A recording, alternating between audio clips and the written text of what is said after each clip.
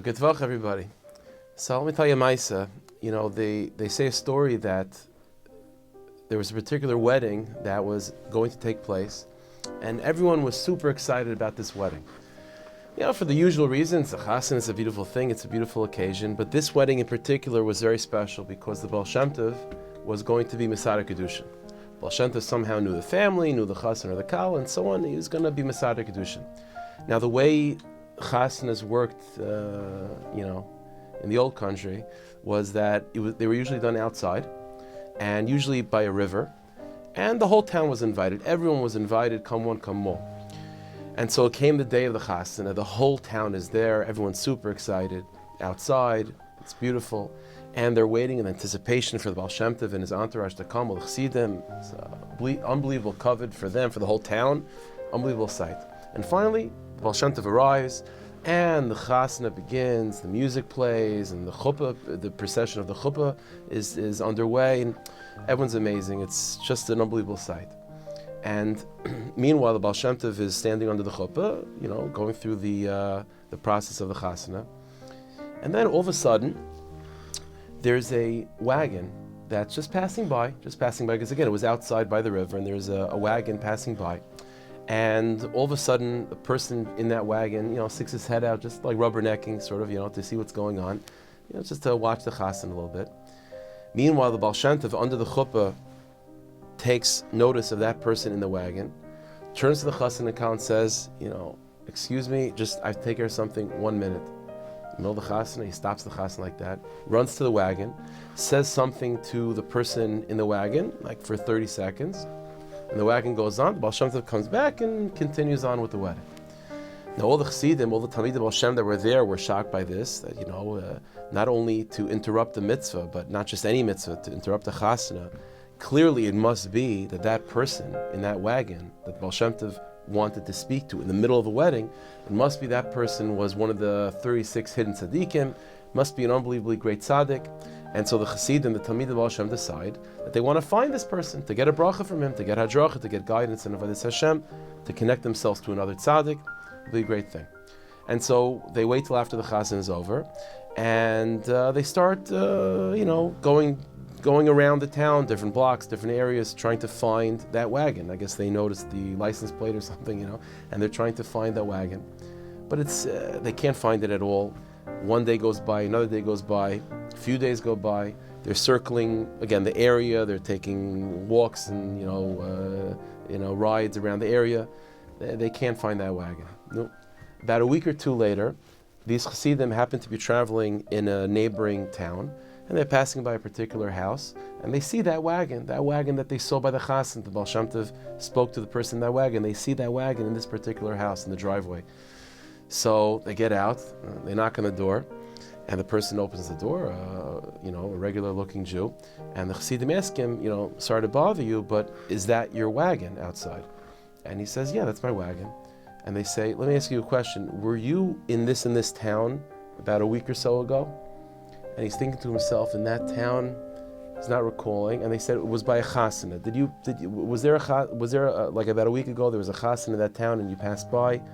And the Baal Shem Tov came to talk to you, and he said, and it jogs his memory. He says, yeah, that was me. So the chassidim say to the person, they say, give us a bracha. So give a bracha. What am I? I'm a regular guy. He said, no. If the Baal Shem Tov was willing to stop a chassan to go speak to you, clearly you're not a regular person. Give us a bracha. He says, I'm telling you, I'm just a regular yid. I'm a nobody. You don't want a bracha from me. So then they start pestering. They say, okay, so if you're a regular person, then what's your deal? What's your story? Why would the Baal Shem Tov stop a chassan? What did he tell you? So then he begins to blush a little bit, and he says, yeah, I'd rather not talk about it. Chassidim say, listen, we've been looking for you for a week. We're not leaving until we hear the story. What's going on? Who are you? What were you doing there? What did the Baal Shem Tov say to you? What's going on? So he says like this, if you must know, here's the story. He said, they were by his front door. He says, you see that house across the street? He says, yeah. He said, that's a neighbor of mine from across the street, and we're good acquaintances. We're friendly neighbors to each other. We can't say we're the best of friends, but we get along nicely. And you should know, it happens to be with this neighbor, with that person across the street, the way his business runs is that he's away from home on business for about 3 or 4 months out of the year. and he makes whatever money he makes on those trips. And then he comes back, and the money that he brings back, that's how he supports the family for the rest of the year. So it happens to be, he says to the Chassidim, that a couple weeks ago, I was at home, just like a day like today, I was at home, and it happens to be the day where my neighbor came back after a few months working. And I'm seeing this from my front porch, or from my window, and I see that the neighbor came home, and he has this big sack of all the money that he made over his trip. I guess it had like a big dollar sign on it or something like that. So he has this big sack of all the money that he made, and he's going to use it to support his family. And I notice, and I'm very proud for him, Baruch Hashem.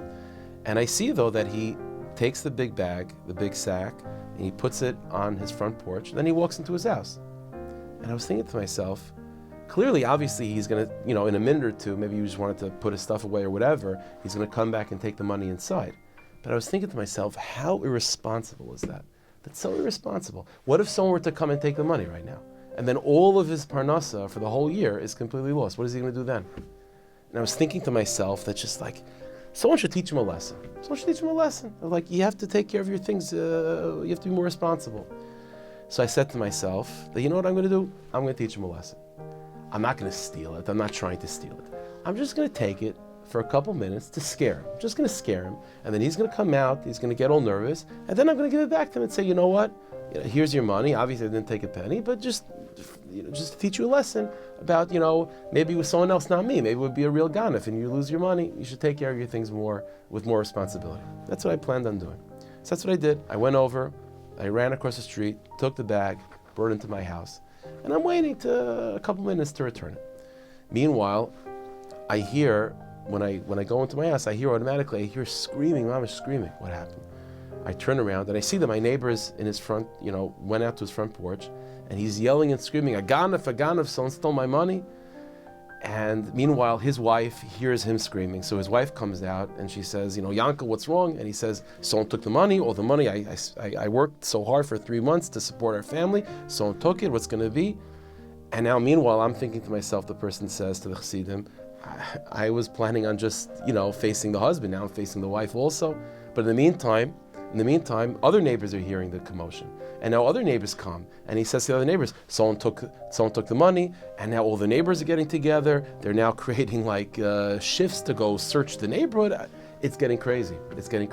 And then people are starting to accuse each other. When I was there, I saw that there was someone looked suspicious down the block. It was getting wild. So he said to himself, you know what? Let me hold on to the money overnight. Things will calm down, and then tomorrow morning, quietly, I'll go return the money. This was a bad idea, and it just blew up in my face. So let me just wait till things to calm down. So the next morning, he says, I went to shul, and on my way to shul, I see posters up, I see signs up. If seen, please return this bag of money. There's a reward. The whole community got together to make a reward for anyone that finds it. I go to shul. That's all everyone is talking about. And it gets to a point, he says to the Chassidim, that I was becoming paranoid. I was walking down the block, and anyone that sees me and says, good morning, good afternoon, I'm thinking to myself, does he know? Is he thinking that I'm the guy? Really, do they know? And I'm beginning to suspect everyone that they're suspecting me. I can't sleep, I can't eat, I can't function. It got to a point where he said to himself, you know what, I think I'm just going to have to move. I'm just going to have to move. I can't live in this neighborhood anymore. I'm becoming so paranoid. No one knows about it. His wife doesn't know why he's not eating well, and he's not sleeping well, and he's not acting like himself. No one knows his secret. And everyone is accusing everyone else. Everyone is being suspected of stealing this money, and I know it's me, but I can't function. So I decided, one day I just decided, let me get in my wagon, just to go, just to get out of town, to clear my mind before I make any rash decisions of picking up my family and moving without being able to explain to them why. Let me just clear my head, I'll be able to make a more clear decision.